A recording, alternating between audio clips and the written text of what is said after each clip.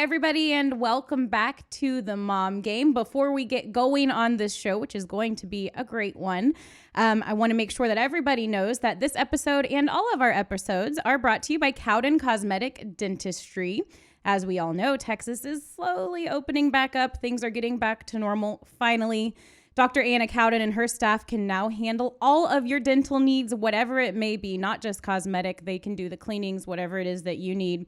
Cowden Dentistry can even handle all of your cosmetic dental needs. I know I'm trying to get in there to get my veneers looked at. Maybe you need some veneers or something like that of your own. So go ahead and give them a call, especially if you've put off those exams or cleanings for a long time. Book your appointment now, and for a limited time, new patients will still receive a free sonic toothbrush. Very cool. And no matter what procedure you need, your comfort, safety, and the safety of the staff are always their primary concern. So just call Cowden Cosmetic Dentistry today at 972-380-6223, or you can email them at info@cowdencosmeticdentistry.com.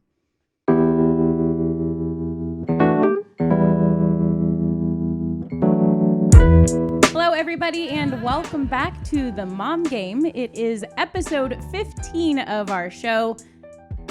I don't have Emily with me in studio, but I have a very special guest, and Emily will join us in just a second. I have Donovan Lewis here from the Normandy Invasion, 10 to noon on the ticket every day. If you don't listen, you should. Donnie, what's up? It's been so long. I know. I miss you so much, Jules. I miss you so much. Thanks for making the trip out here to Vocal Studios. And Emily is at a not too far location at Eagle Mountain Lake, about 30 minutes away from Fort Worth. She's Zooming in with us today. Hey, Em. Hey, guys. I know I'm sad I'm not in studio. I saw you last week, Julie, so I miss you, of course, too. But I haven't seen Donovan in such a long time. I'd give you a big, giant hug if I was there, Donnie. I would appreciate it. Thank you. It's been a long time, and I love you and miss you, too. Yeah, you heard he was coming in studio and you bailed. That's exactly what happened. I think that's what it was.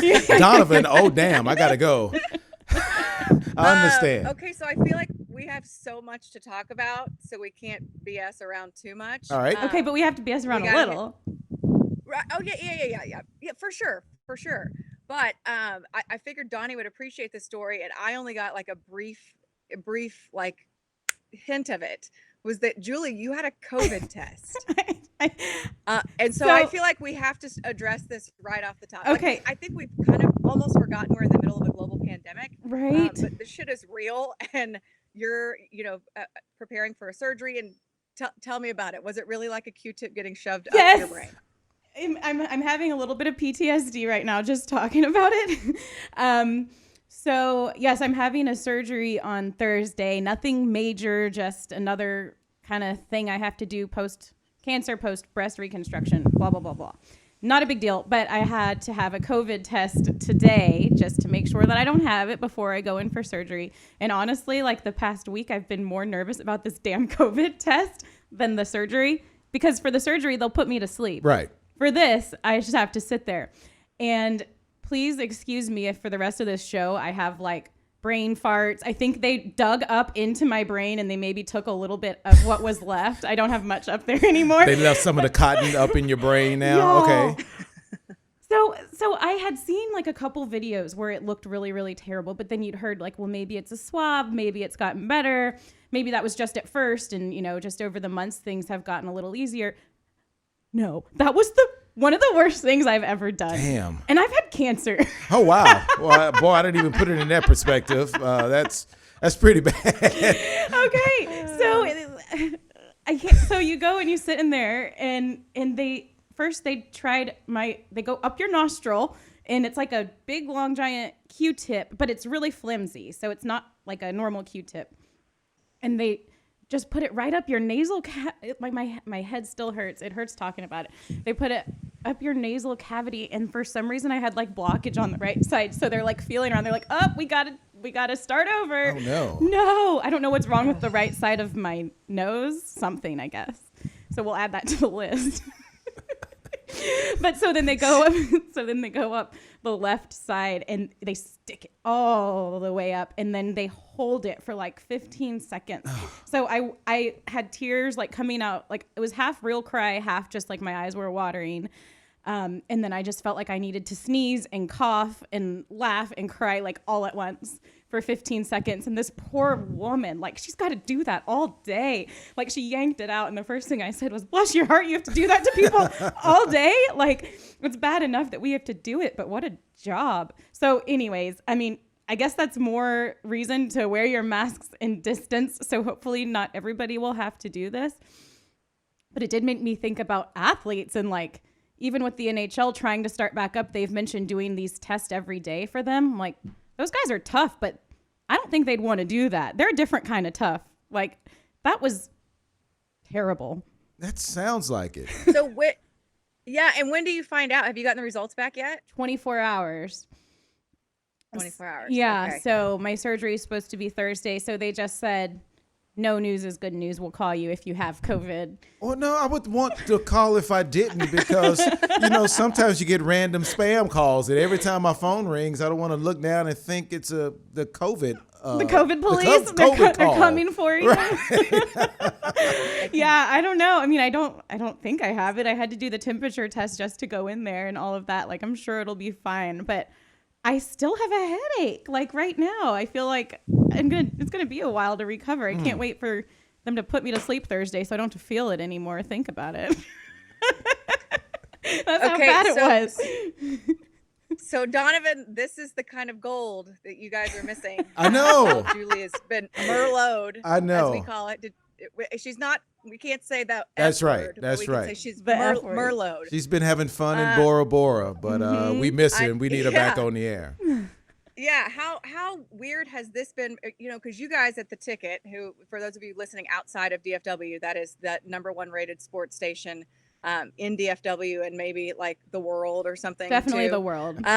Yes. But what's because you guys have been, tier 1 guys. I mean, the guys, especially at the top, y'all have maintained a pretty regular schedule, but then there's had to be some, concessions, some here and there, some Merlots and all that kind of stuff. Right. What's this, COVID time been like for you? And then we'll delve deeper into, the last couple of weeks with the added element of, George Floyd and Ahmaud Arbery and all the racial tension.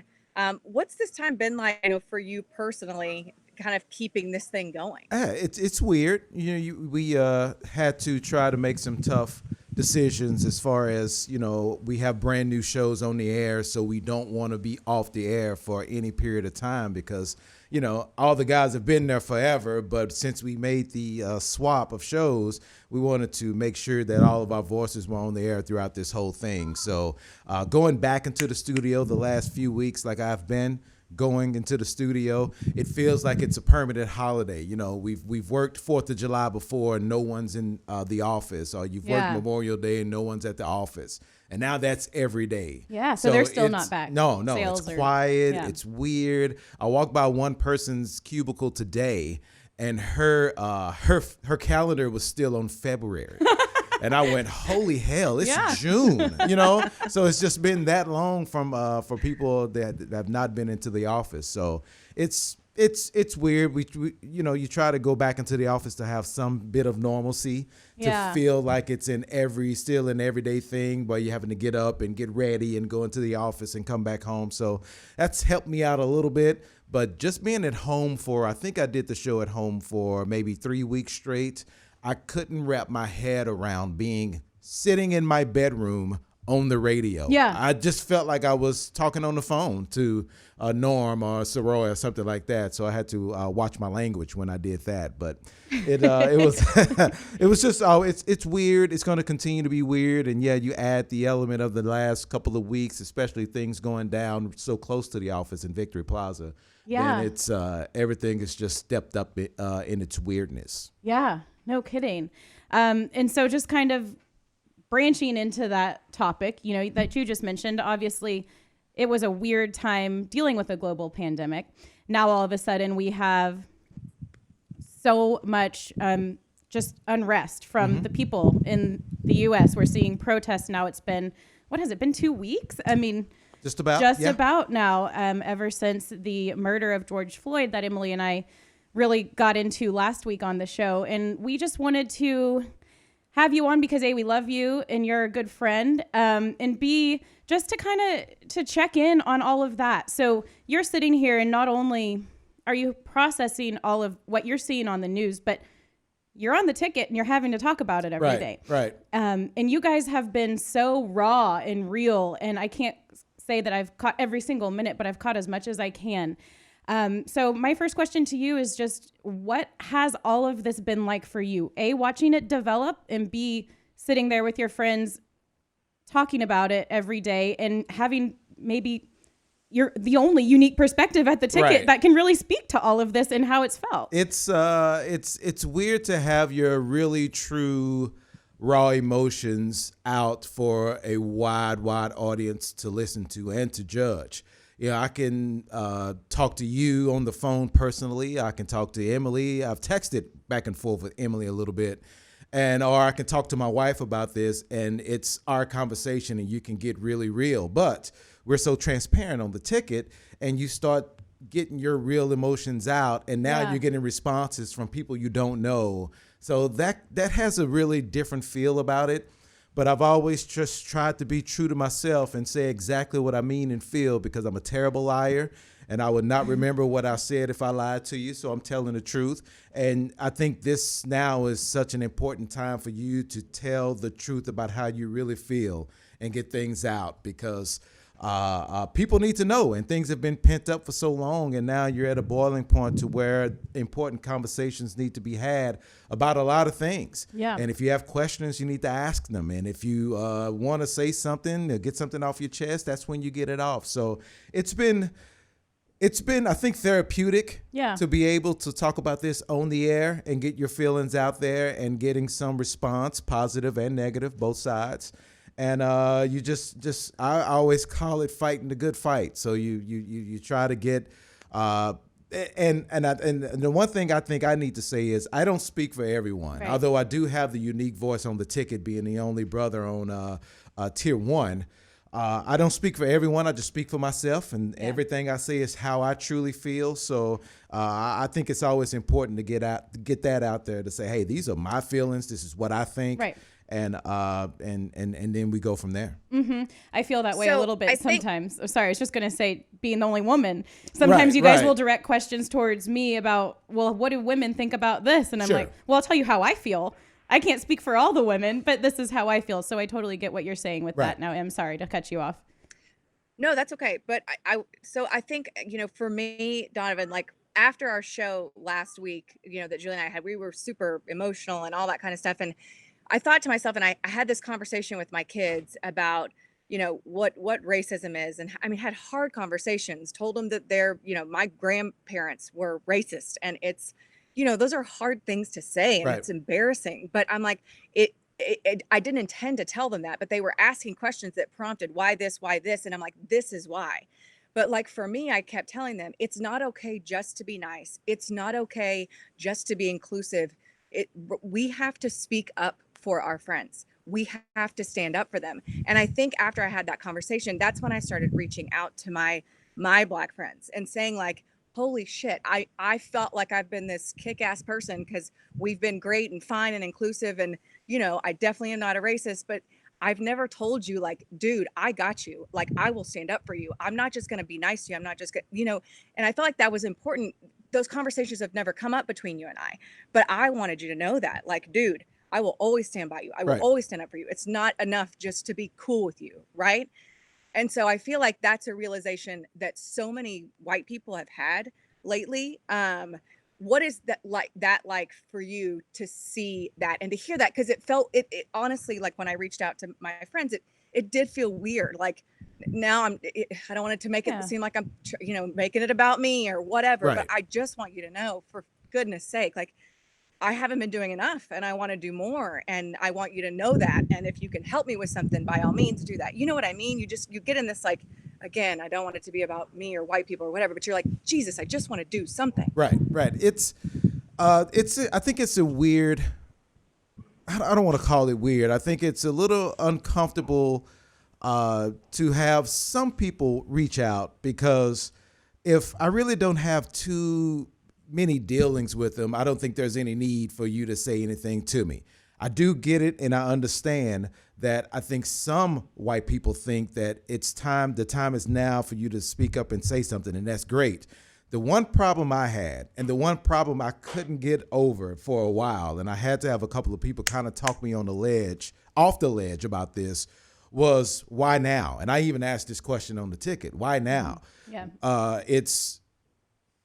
Is it because we saw it with George Floyd and you saw the video and it was right there and it was 8 minutes and 46 seconds and it was right in front of you?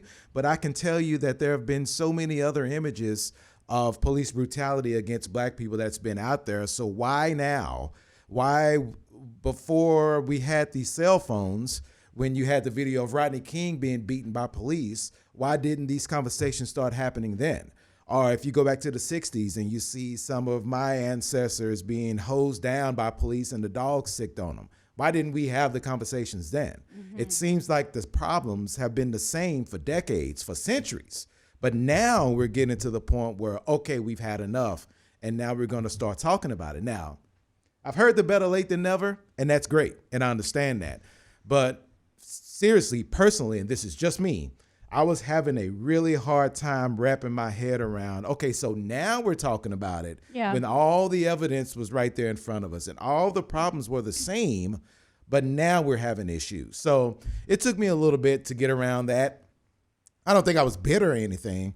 I just wanted to know, like, I'm glad we are having these conversations, but the only thing that I'm afraid of is that once we get past some of the conversations, I don't want it swept under the rug again, like it's been swept under the rug for centuries. I want, if this is truly different and it feels different, if it truly is different, then we need to truly start seeing some sort of change. Now, we do need to be patient because we've had centuries of this built up, and it's not going to change in a week. It is not going to change in 2 weeks. And it's not going to change in 2 years. You're going to have some serious cleaning out from the very bottom of it to make this situation better for our kids and our kids' kids and the kids after that. Because I've had conversation with my parents and my grandparents before they passed, and their whole goal was to make life better for my generation and beyond. Mm-hmm. And it hasn't started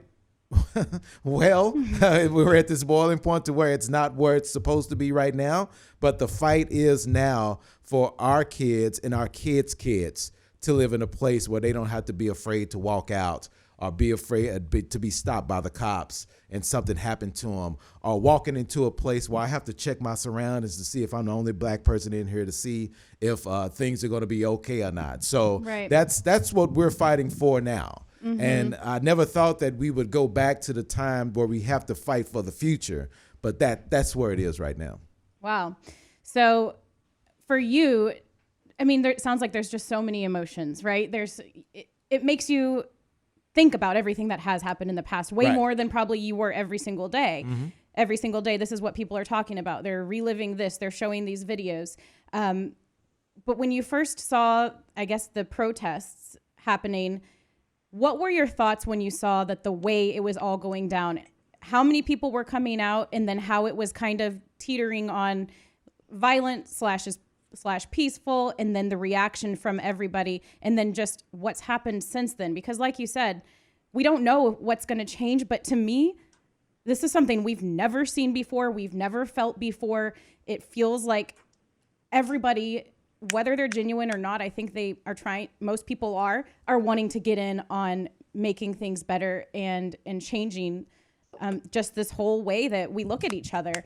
So I guess just for you, watching it all unfold, how did that feel? The feelings have been there before, I do believe. And we've seen the protest. Hell, we've seen the rioting and looting before, and the destruction of property when the police officers got off with Rodney King. So that's why I think you have some people that are kind of skeptical that this is the time for change, because we've seen all this before. Right. Now, it does have a different feel to where now you're getting the younger people involved, and now you're getting white people involved and really involved. And that has been the difference to think into, in my mind, thinking, okay, so now this is going to be a little different, because of the people that are being involved in all these things. But it is something that there are, when it first started happening, you're watching on television and you're understanding everything that's happening.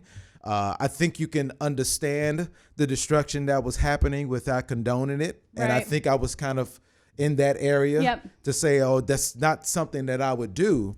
But I can totally see how the boiling point got to where all the water is escaping out of the pot and the steam is rising, and the people think that you're going to have to do something to get the attention of the people around to try to make a change. I kind of compared it to, I don't have any kids, but I kind of compared it to raising kids a little bit. My parents tried to tell us, okay, stop doing that. And you do a little more things to stop doing that. And then you get to the point where I didn't stop doing it. They give you a nice swat on the butt and say, stop doing that, like I said. And it felt like that was kind of where the situation was, to where, all right, some people felt that they needed an eye opener to say, we are serious about this and we are serious about this change. So it got to the point at times where I had to turn the television off. I think one time I threw my phone across the room because I was tired of seeing some of the videos that were out and everything that was going on, because it was just so overwhelming. And again, conversations I've had with my parents, and probably my mom was one of the first people I called when all this was happening, because just to get her perspective, growing up in the 50s and 60s and experiencing this stuff firsthand. So it's a wave of emotions. I'm kind of still going. Yeah, it's probably just kind of surreal and weird. Why am I talking about this every day? Like the Judge Roy scream at Six Flags or something. I feel like that I'm climbing up that hill and I'm going down screaming and I have a little relief, but then all of a sudden another dip is coming. So it will continue to be like that, I think, for a while, until you feel personally that things are starting to happen, conversations are starting to be had, and things are starting to maybe move a little bit. Yeah. So, Donnie, we're starting through our church. We're doing like a book study with Be the Bridge. I haven't gotten it yet or started reading it yet, but I don't know if you've heard of the book, but I'm going to be reading that anyway. The pastor sent, the link to the book, and, we're going to start this study and blah, blah, blah. And then he sent like two African-American religious leaders that are going to be a part of this with us. And each one of them like wrote a letter. Kind of a thing about, what's going on right now and all that kind of stuff. And then one of them said, don't rely on your Black friends to teach you about this stuff. And it's so true. And I would assume that you talked about the overwhelming nature of it. And I felt instantly almost guilty thinking, oh, I just asked Donovan to be a guest on the Mom Game. Like, come talk to us, Donnie. That's fine. Teach us, help us. Two white chicks need help. Come to our... Save us. That's not what it is. Two white chicks who want to know stuff. No, but so you can't. We don't. You don't want to people to rely on that to be their source of information. And two, so how do you balance that with having to talk about, like you said, ad nauseum, and then doing things like this that you're doing out of the goodness of your heart, to where you don't want to be the sole educator of these two white chicks about what's going on. But just how you handle that overall. No, I don't think. I think they are accurate as far as don't rely on some of your Black friends for everything, because one person, they don't know everything. I don't know everything that's going on. Like I said, I can only speak for myself. But I do think getting how different people feel about certain situations is pretty good, as far as you learning the different aspects of everything that's going on. I may have one opinion, you may talk to someone else and they will have a totally different opinion, but I think you can gather nuggets from everyone and start learning yourself and form an opinion of your own about how you want to go about things and how you want to change things or how you can be different. But I think it's one of those grassroots things to where, and I think I told you this, Em, when we texted back and forth, it's about the future generations, and it's about telling your kids and teaching your kids, how to be a better person or a different person. And we're all lying if we say we don't see color. And I don't think there's anyone out there that doesn't want you to see color. It's the fact that it shouldn't matter what that person looks like and how you talk to them and treat them and do all those things. So we all embrace our differences that we have.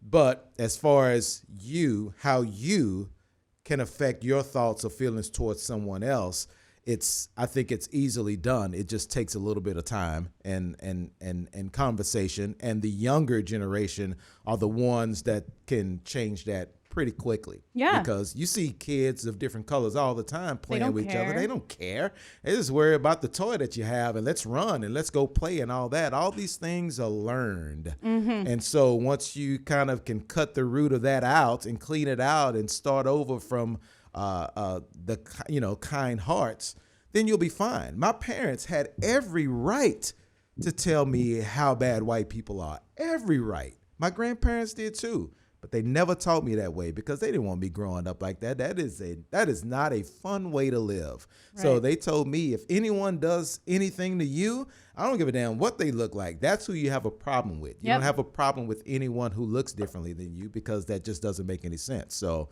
I thank them for that. And I think that's made me a better person and as far as trying to, treat people the same way and just in the right way and all that. So it's that's where it starts. Yeah. And I think that can quickly affect the mindset of the younger generation if we just teach them just how to be freaking better people. That's just be kind. It sounds be nice. simple. Yeah. Like it's like I said, it's not an overnight fix. It takes way too long to do that, but that's the start. And once we do that, then you can go from there. Yeah, we talked about that on the show last week, is somewhere in between like the ages of 3 and 10. It seems like that's where people's minds get changed, or they get these impressions in their mind that this person's different than me. Well, why? When you're born, you don't have that opinion. Right. You don't feel that way.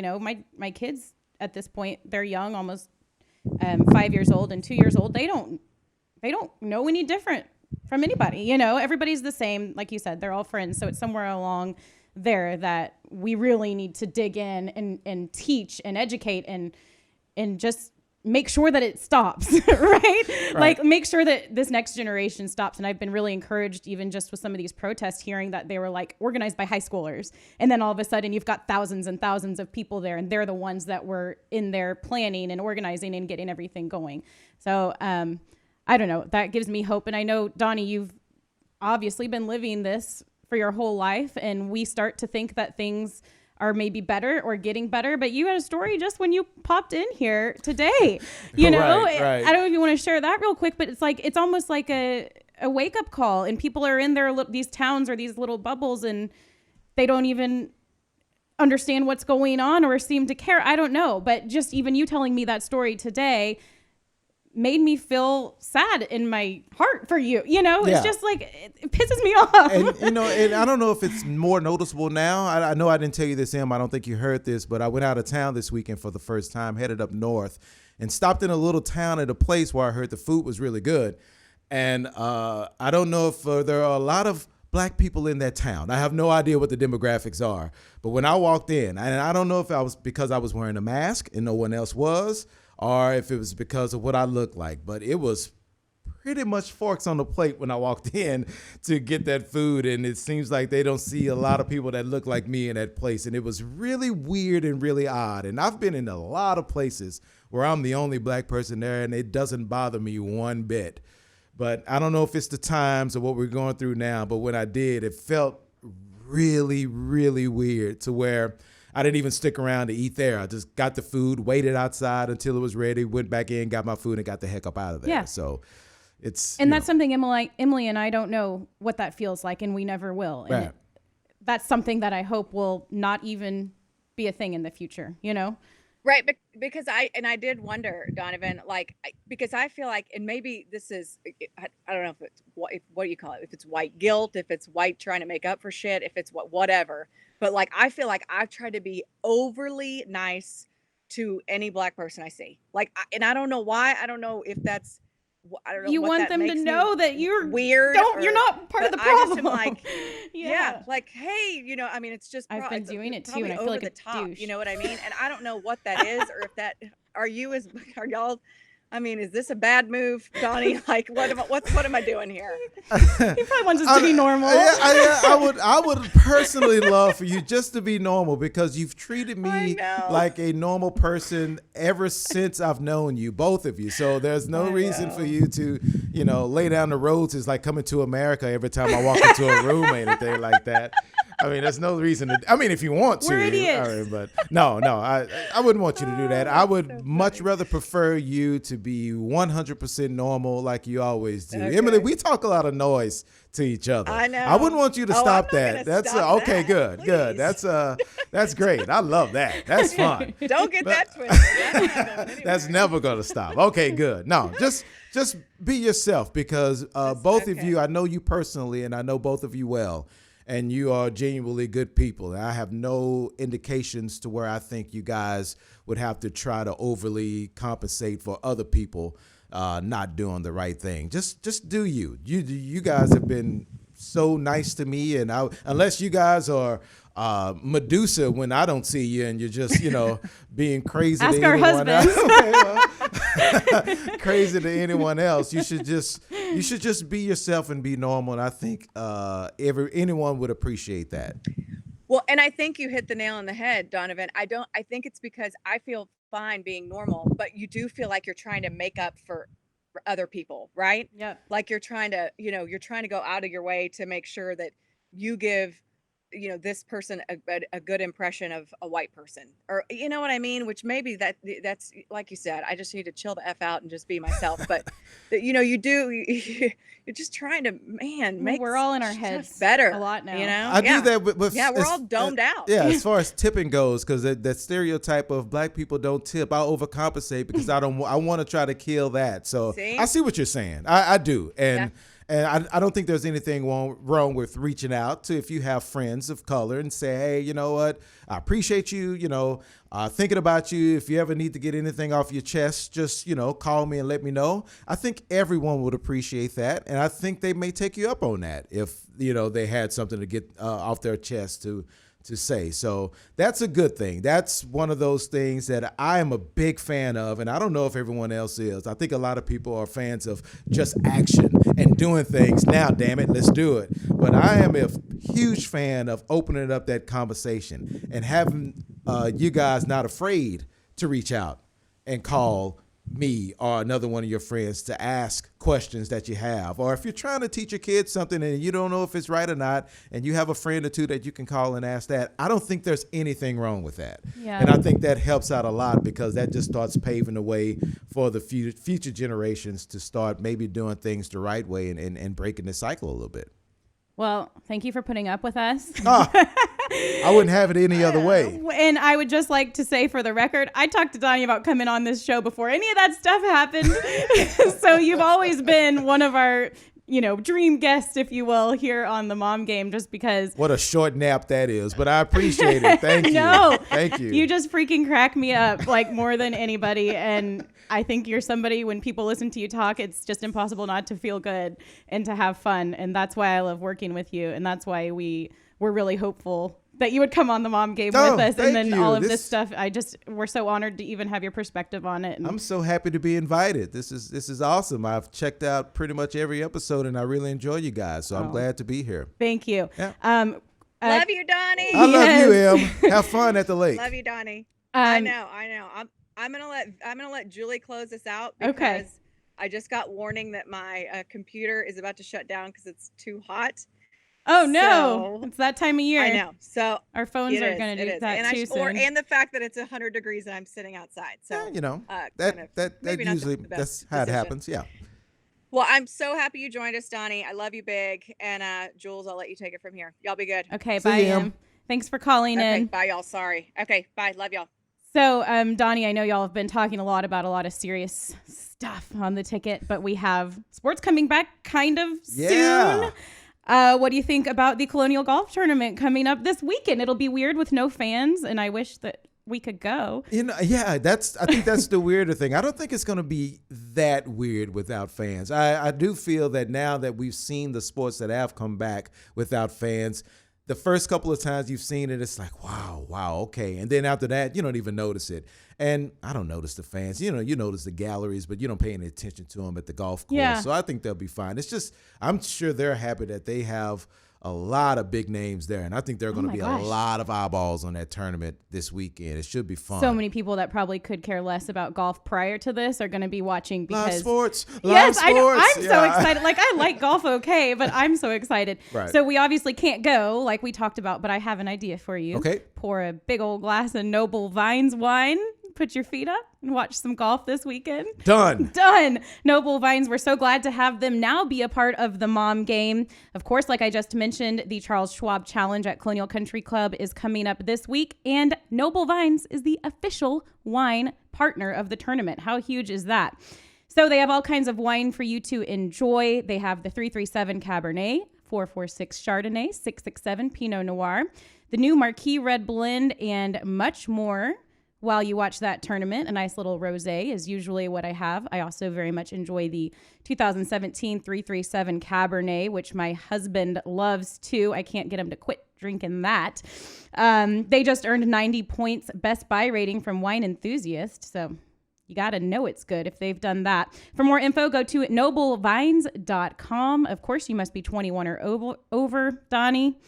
Noble Vines, Napa, and Manteca, California. Please drink responsibly. So that's what I'll be doing while watching some golf. You know what? I'm going to do the same thing. Since you said that, that's exactly what I'm going to do so we can be twins. Perfect. Well, Donovan, I'm so glad that you came in. I had been missing you so much because even before I was Merlot'd, we weren't in studio. Right. So it was like a whole month before that even. So I was really missing you. That's been the hardest part for me, is missing my friends.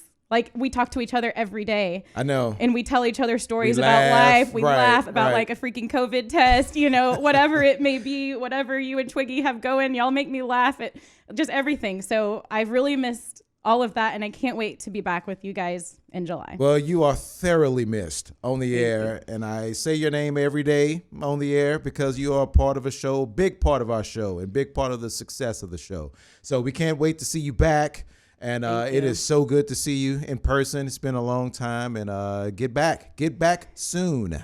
Can you give us a little Mom Game out? Okay, do I say it just like that? You want me to say it just like that? Yeah, and you know what is so funny? Because this is the Mom Game, but none of our guests have been moms. And so I love that we can just switch it up because that's the name of our show, but we welcome everybody onto the show. And so I think if we have you, maybe we'll use it like a little drop like Bad Radio does. Maybe we can cycle it through another time if we just have Donnie look at the camera and say, all right, that's it. Mom Game out. I will do it. Okay, that is it. Mom Game out. Peace out, everybody. See you next week.